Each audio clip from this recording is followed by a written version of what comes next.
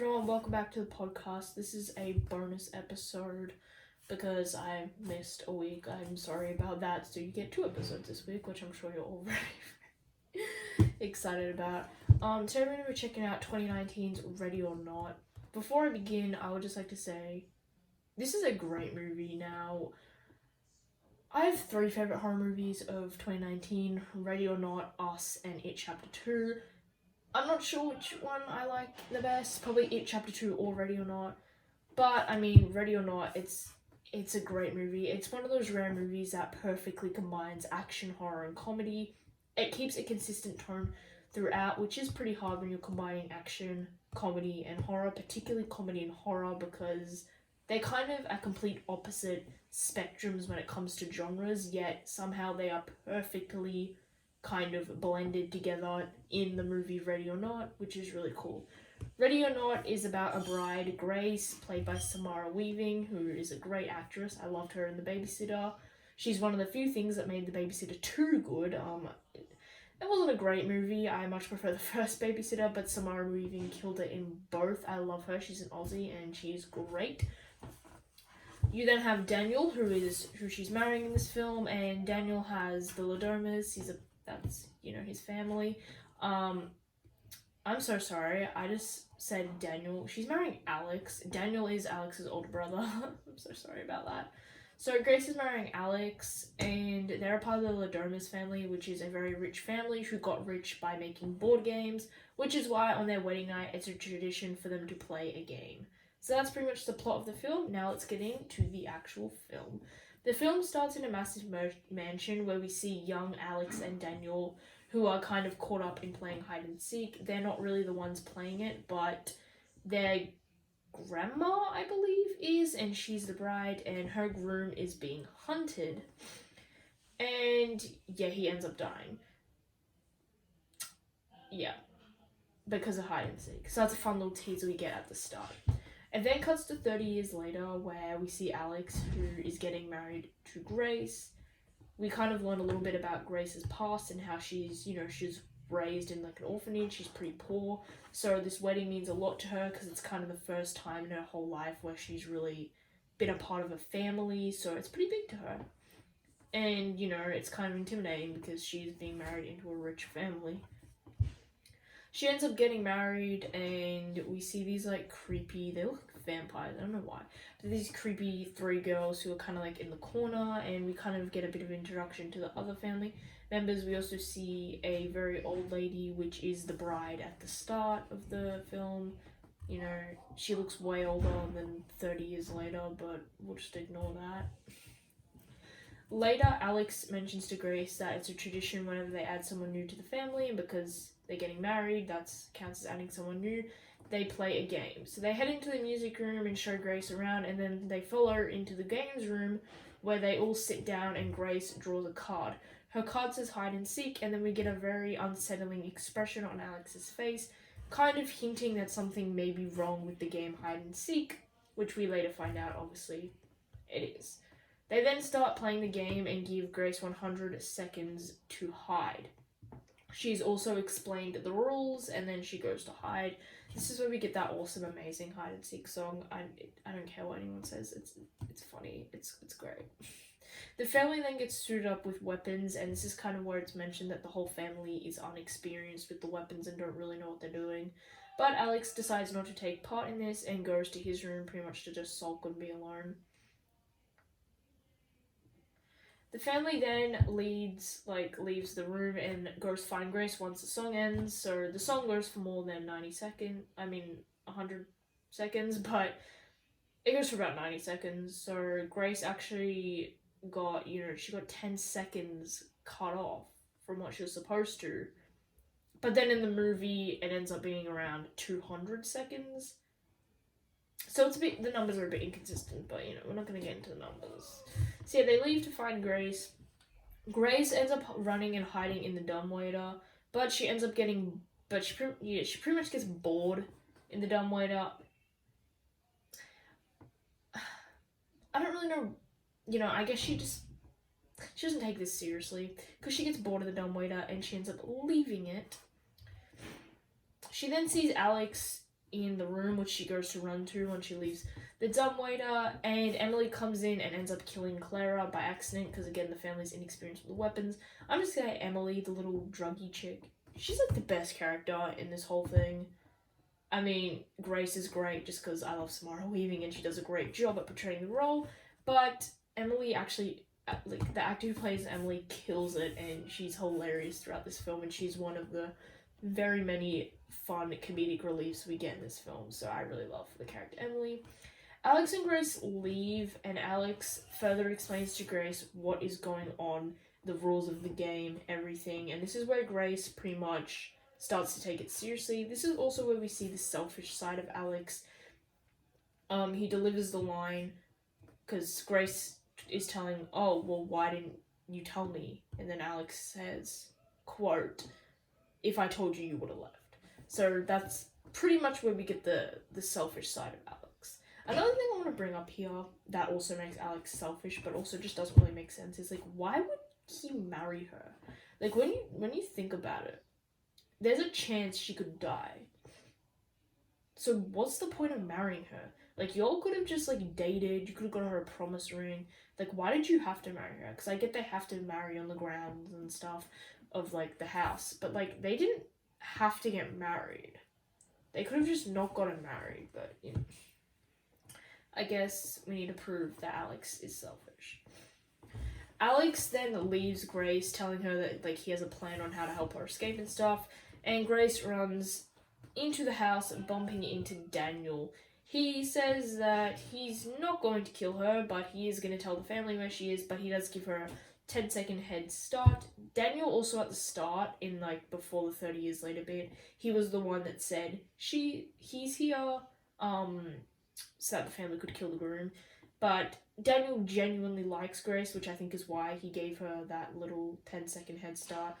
The rest of the family comes into the room, banding together, and pretty much just criticizes Daniel for letting her go.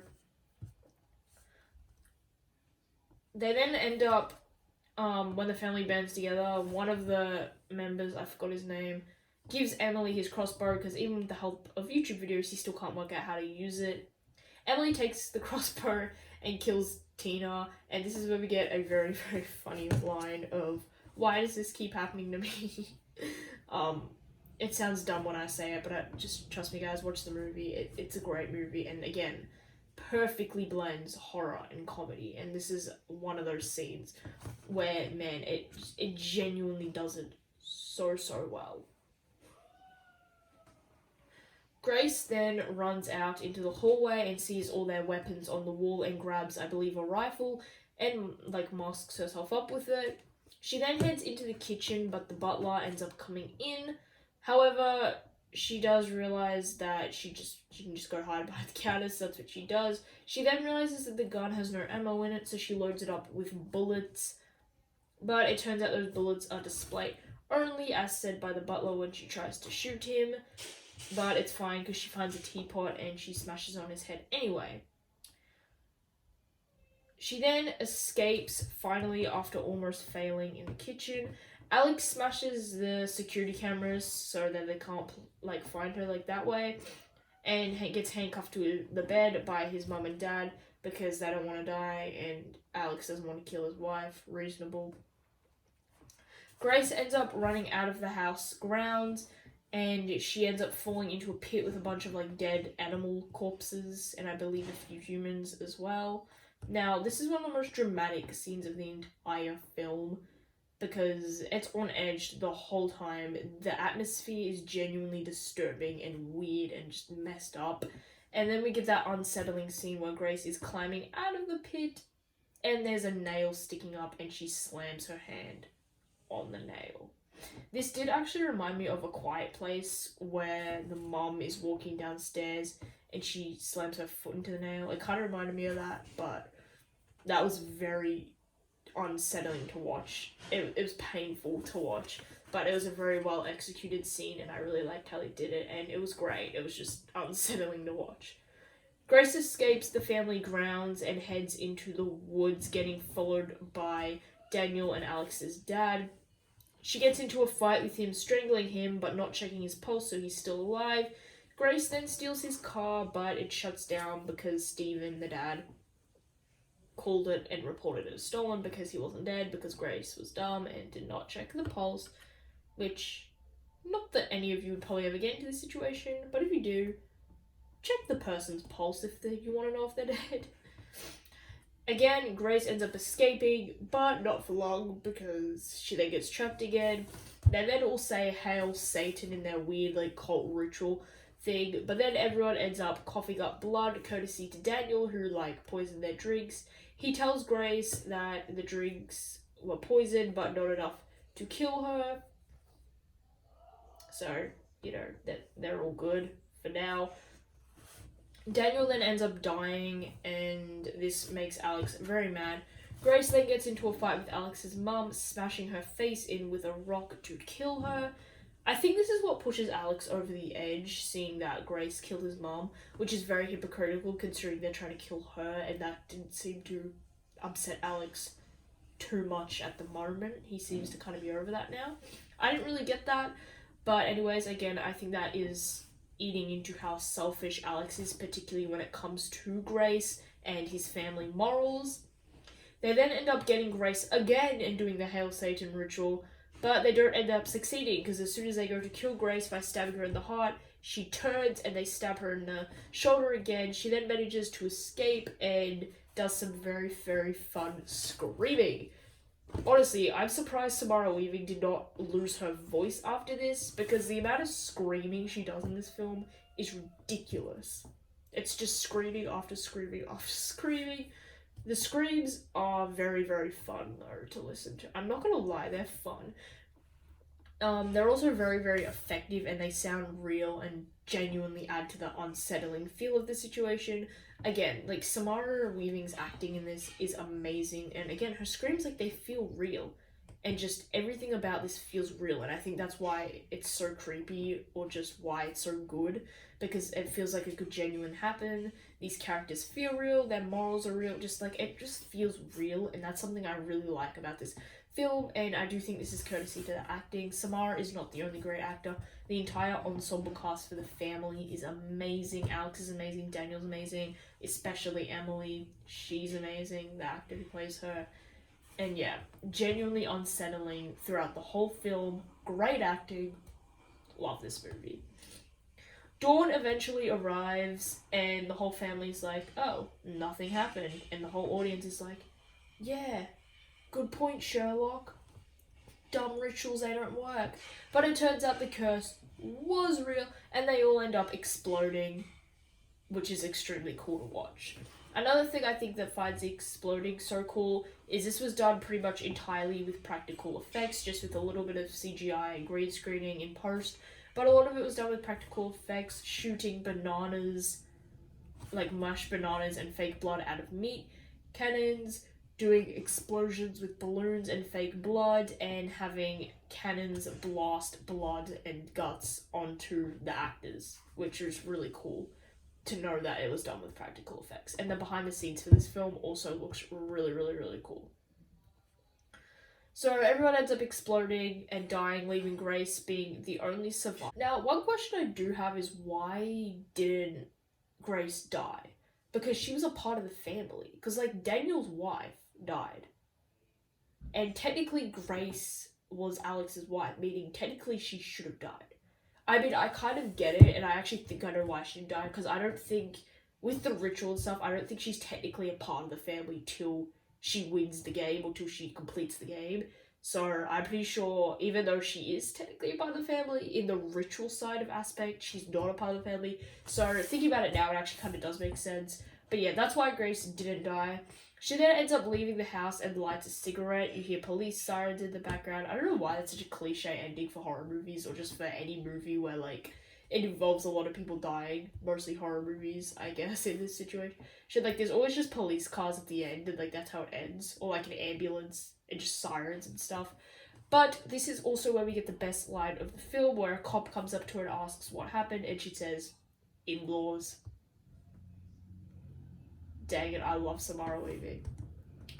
So that is all the film notes I have for Ready or Not. Again, overall, this film perfectly blends horror and comedy and is a genuinely great horror movie. I really enjoyed it. I think the plot is interesting and something we've never seen before. Something we get a lot with horror movies is repetition, and I think Ready or Not is a great great singular idea, which isn't like anything I've seen before. I know it's often compared to Your Next, just because the rich family things, but still the plot for this film and the motivation of characters and why they're doing it is still very different to Your Next, so I don't care if anyone compares them. They're different.